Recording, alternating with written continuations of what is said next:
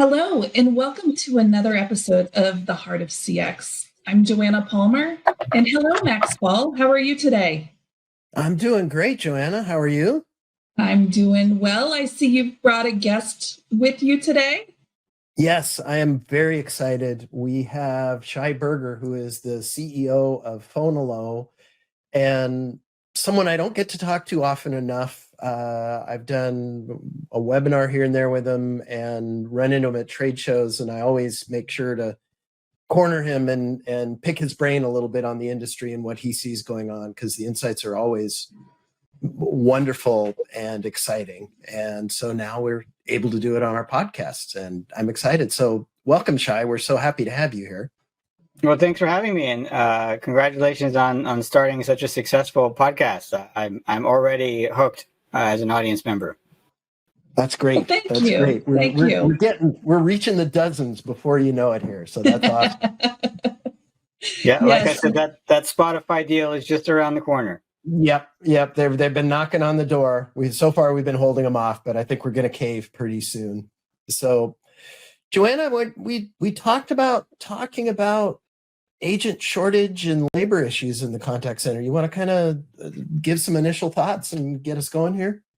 Yeah, definitely. So there is buzz going around right now about the Great Resignation and what we have seen over the course of the last several months. And I think it's really COVID was the catalyst for this, definitely. What is people resigning, and in addition to that, just the overall struggle of filling open positions. And so as we think about agent shortage, I want to talk about impact as well as some of the things that companies can do to differentiate and attract the agent pool. Shai, what are your initial thoughts on the agent labor shortage that we're seeing? Well, I agree with you that that's a growing trend, and we've heard about it from our customers. We sell to call centers, and so when they have something that's causing them stress, we hear about it. It's coming at a time when call centers are already quite exhausted from the many waves of challenge they've had from the pandemic. A lot of them thought if they got past the initial part, the shutdown and the work from home state and the return to work, that things would get easier. And now we're faced with another challenge. I think a big part, you hit the nail on the head, that it originates with the pandemic, that caused a lot of people to reevaluate their job situation and maybe consider a career move. And so there's a lot of speculation that people are withdrawing or not looking for jobs as eagerly as they were. So that's one potential contributor. Another one that's speculated is that childcare is still not online for a lot of people. Mm-hmm. Again, sort of a hangover effect from the pandemic. A lot of things are not open. So that takes some people out of the workforce. And there's another theory that the expansion of work from home options just means that it's more of a seller's market, that employers have more places they can look for employment, and so as an employer, you've got more competition. And I don't think anyone really knows how all those factors mix together. I think they all contribute to some degree. That makes a lot of sense. And, I'll pick up on that last point about, work from home and what that's done in terms of hiring. Well, I saw that a lot at Ring Central. And I'm starting to talk to people at Forrester and hearing something similar. One of the companies I worked with is Clear Captions. They are based in Sacramento, and they immediately went to when COVID hit, they immediately said, we don't have to just hire people around here. We can start hiring people everywhere. Had some fits and starts. At first, they had a really tough time finding anybody who was interested. But once they kind of figured out how to position themselves and where to go, they're now hiring. I know Bloomington, Indiana is interesting to them. There's a couple other places. And to your point about competing for the talent, they're they're paying Sacramento wages, which is cheap compared to the Bay Area where I live. But for Bloomington, Indiana, that's a higher salary base that they're working from, and they're not regionalizing their salaries. So they're able to come in and say, hey, it's a good company, interesting story, nice, calls are relatively positive and fun, and I'm going to pay you a little more than everybody else because I'm going to pay you a California wage. And they've been very successful with that, to the point where they subleased their whole contact center out. They are staying work from home 100% going forward. Yeah, that's really interesting. And I love that story, Max, because they really thought outside the box there of let's go win labors in a different market whatsoever. And let's not match the pay rate in that market. And so I have to wonder, is regional wages going to be a thing of the past as we start looking at work from home or work from anywhere? And we don't have the demands of that we used to of moving to the various different larger cities that are very competitive. What are your thoughts there? Yeah, that's a really interesting angle to it. And I think you have to add to the mix the fact that workers or potential workers are not just evaluating on just a raw salary. They're also thinking about what kind of work am I willing to do? What is going to be tolerable to me or even enjoyable. And so in a sense, what the worker shortage does is it puts even more pressure on the issue of agent experience, which is a trend that's been growing in our space. In other words, you really want to keep the agents you have. Retention is really important. You really want to lure in agents, even if you don't have the most competitive salary. And so to do that, you want to show them that you've taken the drudge work out as much as you can, right? So the new AI technologies we have that do agent assistance, that kind of stuff, the automated transcription, the automated after call work, just take away all the stuff that makes the job unpleasant. There's a much greater need there. And in a way, this is really continuing a trend that's been going on for decades. The agent is the most expensive part of your call center. It's where the majority of your budget goes. And so they're your most precious resource. So you want them doing valuable stuff as much of the time as possible. And now you've got an even better reason to keep them away from low productivity work, which is that you want to retain them. Yeah, you hit on something that has been ricocheting through my brain as we've been talking here. I go around and talk a lot about with AI that can do the rote stuff, and now you can pay your agents to do the really hard stuff that just people can do. This is a whole nother pressure to start making that happen. This could drive bot adoption and some AI stuff really hard and really fast, because it's now a survival mechanism almost as much as work from home was previously. So Joanna, I don't know if you have thoughts around all of that. Yeah, I do. I think the other thing to think about, and I love the theme of automation of bots, of getting those lower level inquiries automated where you can. But the other piece of this to tease out as well is that you've got to also focus on upskilling your agents at the same time, because the contacts that are coming into the contact center are going to be much more complex than where is my order.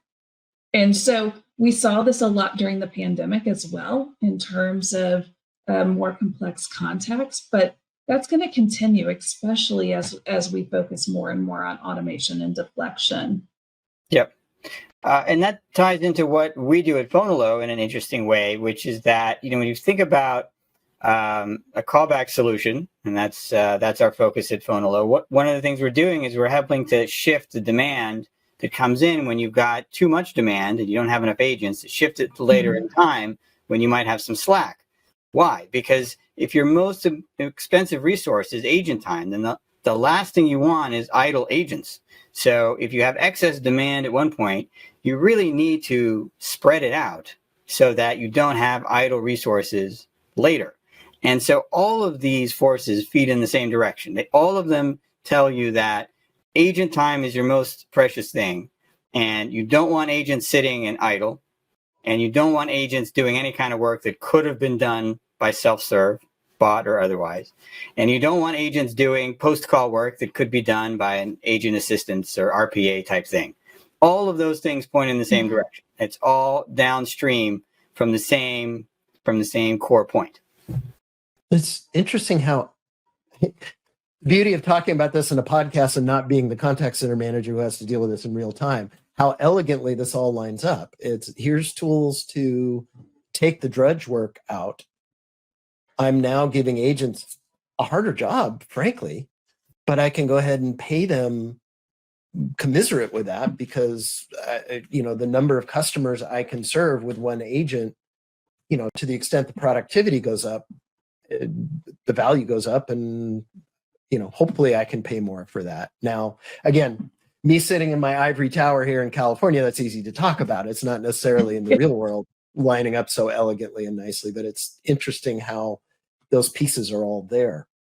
So thinking about the real world and thinking about contact center, thinking about my time in the contact center, there was a resistance to adopt work from home. In fact, trying to accelerate our work from home project and get agents sent home, and a significant number of agents sent home, there were a number of resistance and barriers along the way. So why now? I know COVID and the pandemic was part of pushing us to send agents home, but why do we think, number one, that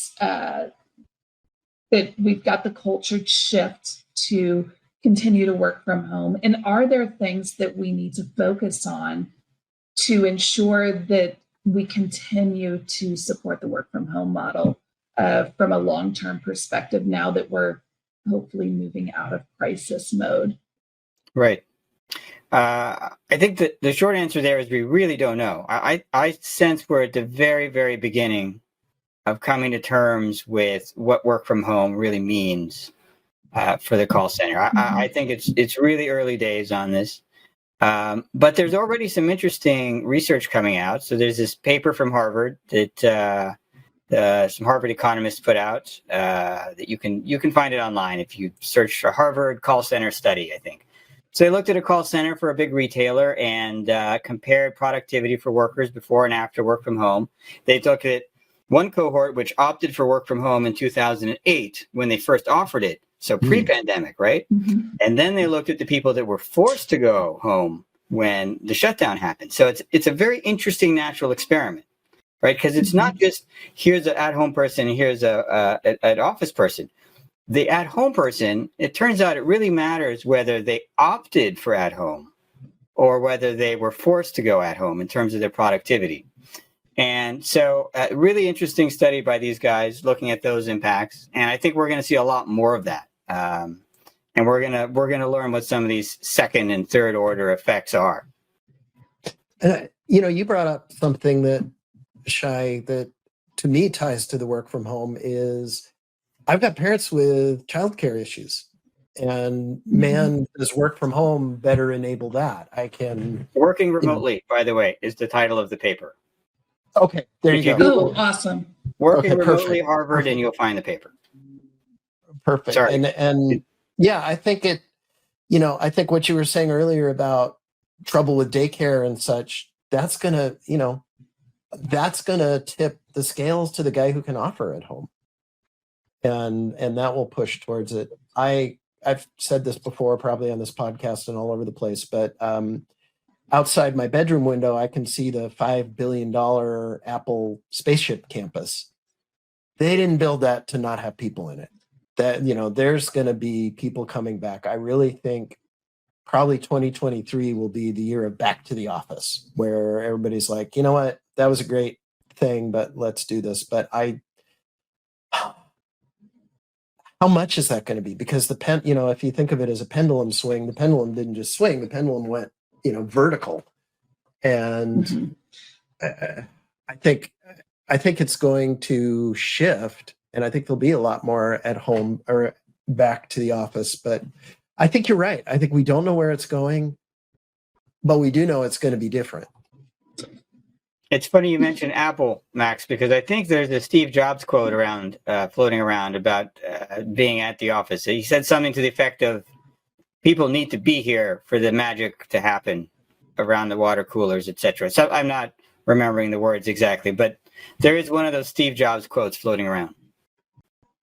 Yeah, and that whole headquarters was built around that to make the magic happen. It, like, the bathrooms are in obscure places and you have to go, the art of forcing people to bump into each other was a whole lot of the design of that. Now, I also think part of that was that meant people had smaller desks and less space per employee.